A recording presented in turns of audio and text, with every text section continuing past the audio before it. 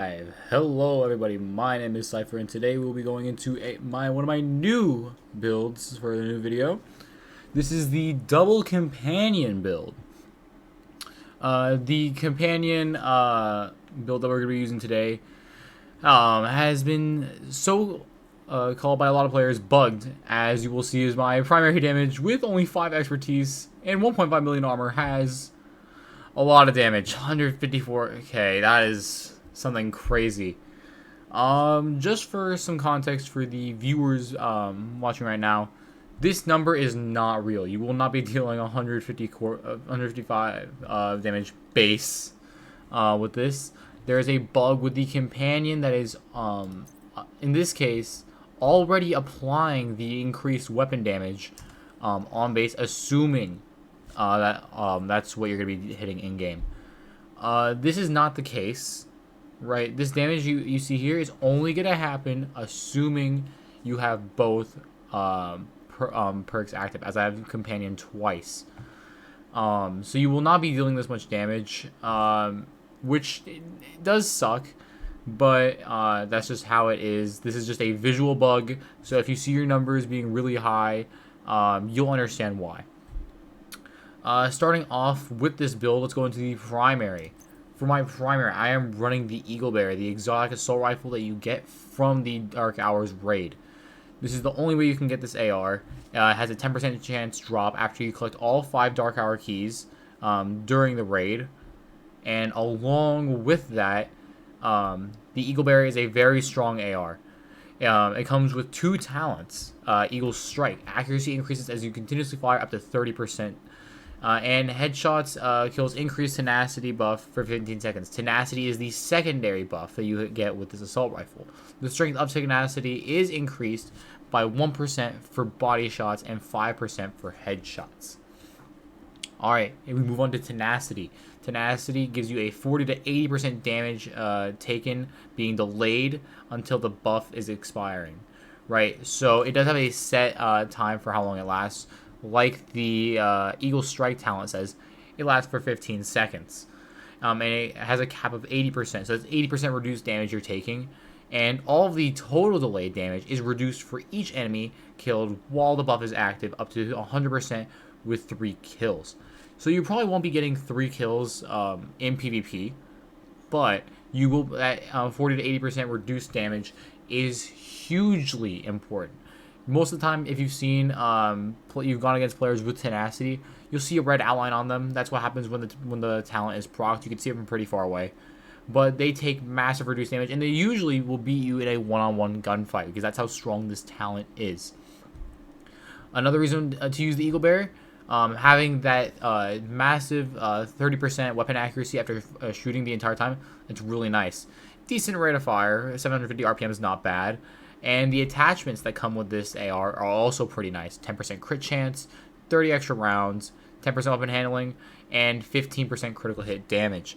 There is another AR I could recommend if you get it. If you finish the season track reward system, right? That means you would have had the new St. Elmo's Engine AR. That AR is absolutely busted right now because the attachments it gives you like 20% crit chance, 20% crit hit damage, gives you another 30 round mag. Actually, I think it gives you 40. I know it has 70 bullets in the mag. If you have the AR, if I'm being honest, it's probably better to run that over the Eagleberry at this point in time because that AR is absolutely busted with a higher rate of fire and great base damage. I believe it's based off of the Police M4 in this game. Other than that, it's really strong right now. For my second AR, I am running the FAMAS. The FAMAS has been known for a while as the best high-end AR in the game. My rolls aren't absolutely the best on it. I didn't really optimize it. I was kind of getting lazy with it.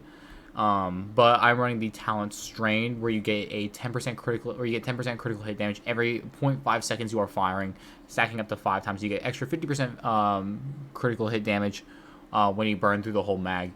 There are other talents you can run. Optimist is pretty good. There is no long underbarrel rail, so you cannot run the linked laser pointer. But if you did want to, I recommend running the Kingbreaker, the named TKB assault rifle, as it comes with perfect flatline, which is also really nice.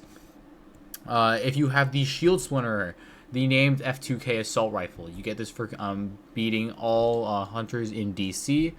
You go over to the base of ops, you open the ivory chest, and you can get the shield splinter forever. Coming with Perfect Optimist, where weapon damage is increased by 4% for every 10% ammo missing from the magazine. Really strong assault rifle.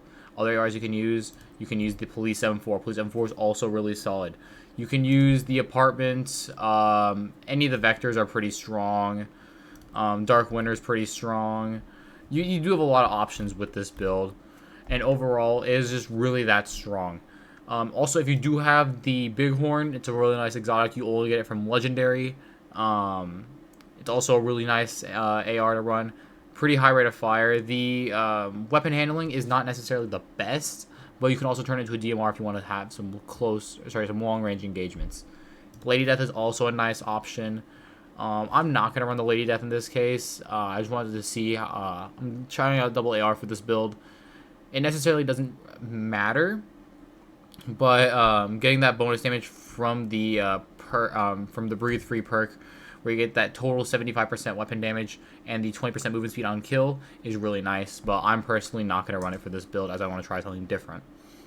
For your final weapon, your secondary, your sidearm, I am running the named revolver Orbit. This is a Dark Zone and PvP exclusive. You can get it from named item caches, and sometimes it'll appear at the countdown vendor. It comes with the talent Perfect Finisher. Swapping from this weapon within 10 seconds of killing an enemy grants a 35% crit hit chance and 40% crit hit damage for 15 seconds. Overall, really strong talent. You get a quick down on somebody, it'll take one bullet to just quickly finish them off, and you get that 35% crit hit chance, which you're typically be maxed out on before you get it.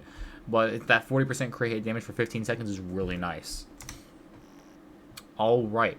Going off into the gear pieces, let's go off into our mask. For our mask, we're running the Exotic Catharsis Mask. Comes with 170k armor, 20% incoming repairs, max armor regen would be around 4800, and I'm running a 5.1% crit hit chance mod. The main reason you're running this mask is for the talent Vicious Cycle. Taking damage builds a stack of to a cap of 30. Each stack grants 1% weapon damage, and taking damage at max stacks triggers a purge, removing all status effects and stacks that you've built. But it drops a healing cloud, which restores 5% of max armor for 10 seconds to all allies within the cloud. It does save 5% armor, but with that incoming repairs, it's typically a lot more. I've recovered full armor at this point with 1.5 million armor. It's overall really strong. And you can just save an armor plate basically by using this, and you get 30% bonus damage. It's really nice. Other options, you could run a Walker Harris mask if you don't have the Catharsis mask. It gives you a 5% weapon damage bonus for having one piece. And you're gonna, while I don't have crit chance on this, you're gonna want to have crit hit damage, crit hit chance, and then you can run either or for a mod. Other than that, you could also run a Grupo mask. You could run a Cheska mask. Once again, you're gonna want to have double crit on both of these. And other than that, that's really it for your mask. For the chest piece, this is the new named Henry chest piece from the Electric sets that came out this season with Year 5 Season 1 Broken Wings. It comes with a one-piece bonus for 10% status effects, and I've been trying all day to get a double crit roll for this. I've been so unlucky, and this is the best I've been able to get with headshot and weapon handling, and I put a 5.1% crit hit chance mod on there. I tried my best. I couldn't get it because you will always have the talent Perfect Companion on here, but it'll always roll with the skill tier, which really does suck. I've been getting nothing but yellow attributes for this, and it's been really annoying. But the main reason you're running this chest piece is for the talent Perfect Companion. While you're within 10 meters of an ally or skill, total weapon damage is increased by 20%, which is huge. That is 20% that's already factored into here. And overall, it's so absurd, the fact that you can get that much damage. Because Companion is originally a backpack talent. This is the first time it's ever been included on a chest piece, and I think Ubisoft did this knowing they wanted to see some new builds, some new setups that you can use. I know this was not intended for PvP and damage use, but overall, that's how it's being used now, and it has been dominating PvP. Going off next to our holster, this is the best in slot named Brazos Picaro's holster. This holster always rolls with a armor core, so you'll always get that 170k armor. But another thing that's even better about this is that you will get a guaranteed red core that's always maxed whenever you get the Picaro's holster, which is really nice. You're taking advantage of 2 cores on one piece, and you get 10% skill haste, which is nice, because that actually does go well with this build. As you're going to want to get your skills faster in order to just get a general level playing field so you can keep your companion procced more often. I had a crit chance on here. I didn't decide to touch it, and that's how I wanted to keep it. There is no better option to run than the Picaro's holster for your holster slot. Alright, for our next piece, I am using a Fenris backpack. Had to get that 10% AR damage bonus somehow, right? I went through with having a red core. I tried getting double crit on this. Didn't necessarily work out. I get some more headshot damage, which I guess would be nice with my Eagle Bear. And I get a 4.9% crit hit chance, could go up to 6%, and I have a 5.3% crit hit chance mod. And for the talent, I am running the Companion talent, where in this case, there's a big difference actually between the regular Companion and the Perfect Companion. Regular Companion only gives you a 5-meter distance, so there's not as much of a big gap there. You're essentially cut off by half, so you need to play a lot more closer to teammates or your skills. And you only get a 15% weapon damage increase, where with Perfect Companion you got 20%. Overall, that is a dramatic decrease for your distance and your damage, but I think it still is worth it because it's pretty easy to get both of them proc together. Alright, for our gloves, these are the best in slot Petrov Defense gloves, the Contractor's gloves. They come with a 10% damage bonus for LMGs with the one-piece bonus. And it always rolls with that damage to armor, 8% damage to armor. That is a huge multiplicative that will always roll maxed on there, which is why it is a must-have. It is a best in slot for any PvP build, and I have 5% crit hit chance on here. And going off next to our knee pads, I'm running the Named Overlord Armaments Fox's Prayer knee pads. They come with 10% rifle damage for a one-piece bonus. It'll always roll with a red core, but if you want to, I rolled a blue core on here to get that 1.5 million armor, which is the best mix in my opinion of having blue and red cores.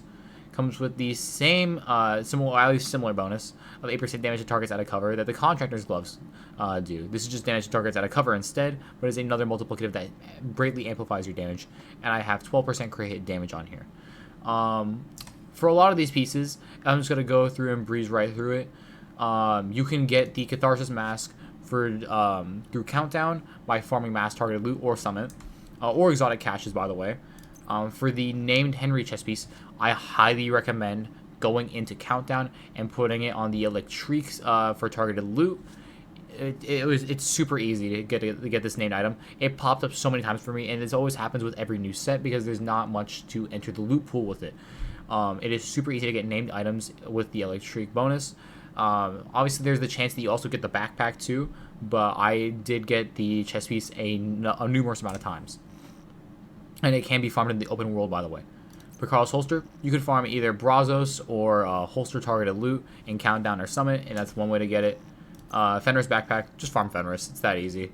Contractor gloves, same thing as the Picaro's holster. Just do Petrov or glove targeted loot, and it'll appear soon enough in the open world. You can do that Countdown or in Summit.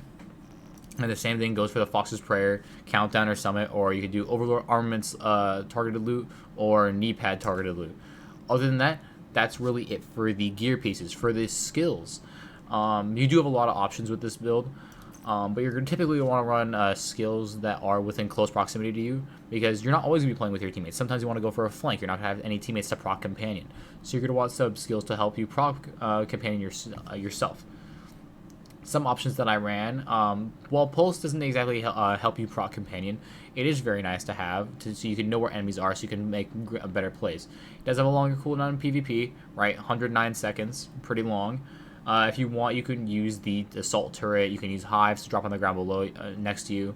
Chem launchers are always an option if you want to heal yourself. I believe that also does proc Companion. Firefly is an option. Shield will always be within 5 meters of you, so that way you can always have some sort of damage boost with the Companion. I chose to run the Defender drone as well as my secondary skill, because that'll always be on me. You can run the Fixer drone as well, if you are running any other specialization, you can run the Healing Seeker Mine, the Mender Seeker Mine, with what's it called? What is that? Survivalist.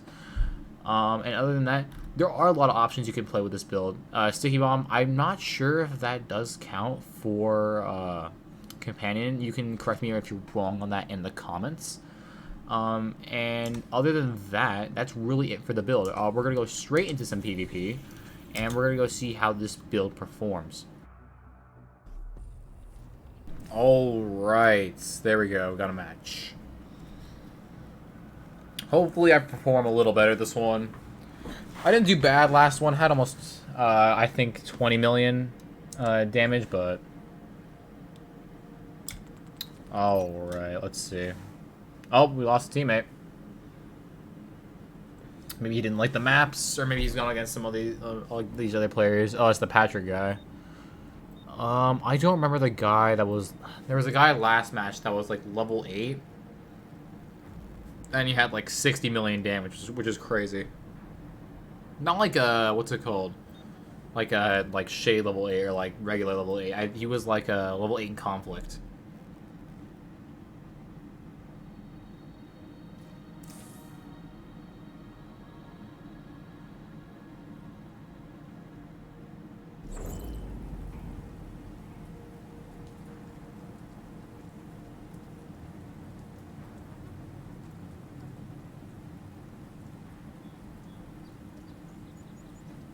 Alright, let's get straight into it.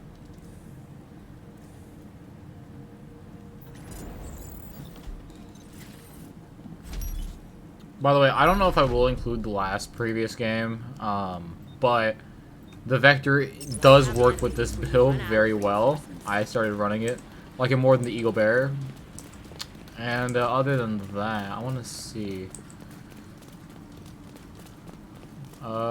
yes, we are still down a teammate. Okay. Explosive seeker mine detected. Hostile explosive seeker. They're gonna have a sharpshooter. Rogue drone detected. Alright, let me go. Hostile drone detected. Rogue defender drone detected. Hostile defender drone detected. Get a peek, buddy. Oh, we found you. Player particles through the wall. That's just a Ubisoft issue there. Alright, my defender drone is gone. We got some guys coming out of spawn.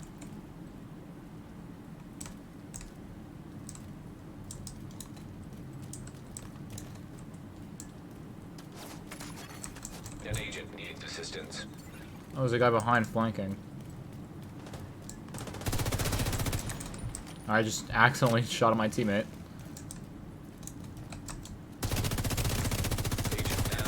Alright, no companion there, but he still went down easy enough.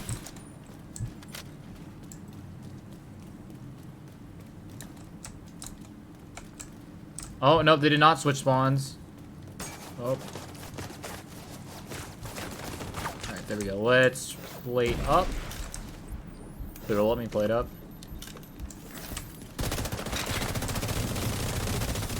Oh, God, companion saved me there.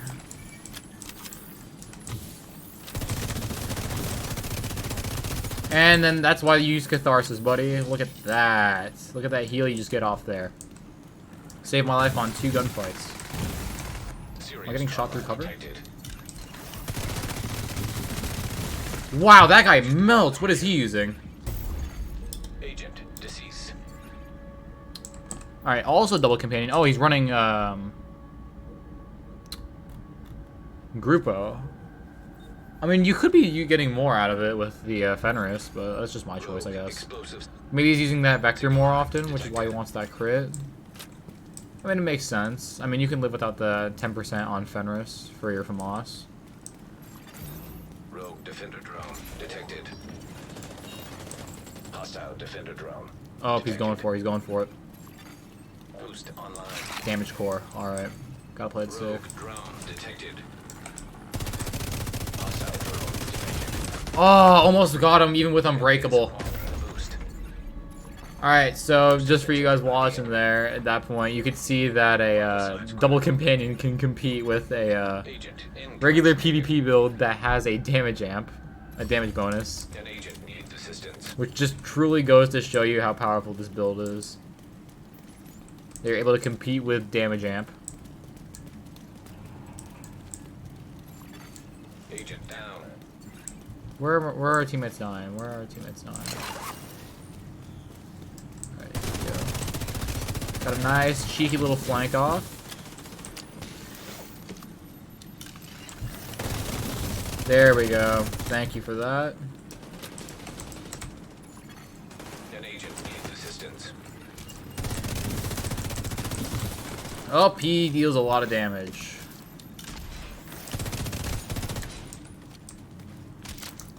Can I res my teammate in time? Oh, it's not letting me res him. Oh, there we go, there we go, there we go. Alright, this game's kind of close. They got some pretty powerful builds on their end. Scared him, scared him. Alright, let's go proc our companion. Oh, that was a horrible idea. I didn't see the guy on the bridge. Agent incapacitated. An agent needs assistance. Yeah, that was a horrible play by me. Agent killed. I mean, more or less just bad timing. I didn't see the guy on the bridge there running. Alright, let's see. Are they pushing up? They're taking ground? They are taking ground. Alright, cool. Looks, yeah, everyone's running skills now. There we go. Look at that damage. Melted that guy. Up, he armor plated. Okay. I have an odd feeling that someone's gonna come around from the side. So, oh, yep, here he is. Yep, even with Unbreakable, buddy, it's not gonna be enough. Detected. Oh, he's reviving. I do not want to climb that ladder. I'll be a sitting duck. Let's go rotate around.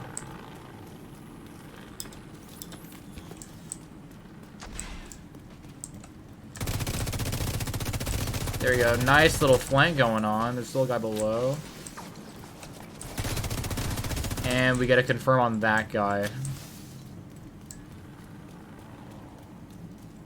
Alright, let's check to make sure no one's peeking at this time. Alright, looks like the bridge is clear. Get headed over to the gardens. Rogue drone detected. Let's go get that specialization crate. Hostile drone detected. Oh, I thought I could have gotten it in time. Oh, and I'm out of armor plates. This is real bad. The roads have run out of reinforcements. Let's go get him with the Vector. Oh, my teammate got him. Explosive seeker mine detected. Was the other guy still on the bridge? Explosive seeker mine Oh, he's down now. Halfway Oh, wow, you through really the can't shoot from down missed there. out on the specialization supply drop. An agent needs assistance. Is he not gonna vault up there? You're just sitting here, dude? You're just... Wow, what a rat! Agent. How is that any fun, man? Just sitting under there, waiting for me? Low on reinforcements. It's fine. We still have the life lead. We just need to blow it. Alright, as you can see here, though, we've had a 3v4 the entire game, and we're still up on lives. I mean, there we go. I did make the awful play of dropping there. I probably could have outgunned him if I didn't drop from that second area.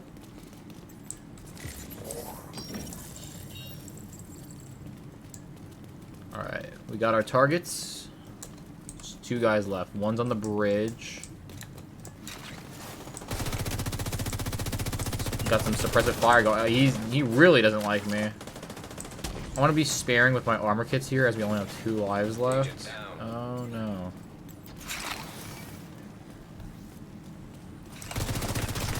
I've made a terrible mistake. I've made a terrible mistake.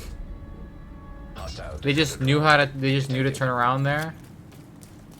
Because I know damn well they didn't hear me. This is getting real competitive. Boost now active. All right, whoever gets that boost is essentially gonna win the game. But I need to help my teammate. I think one of them's coming from gardens. Yes, he is. Yes, there we go. Double companion for the win. Now it's just 1 guy left. Oh, he downed him. Nice. There we go, guys. Teamwork. 3v4. We won that. Good job. You know, I'm happy putting that one up. That's how good Double Companion is, guys. You can win your 3v4s. An incredibly strong build.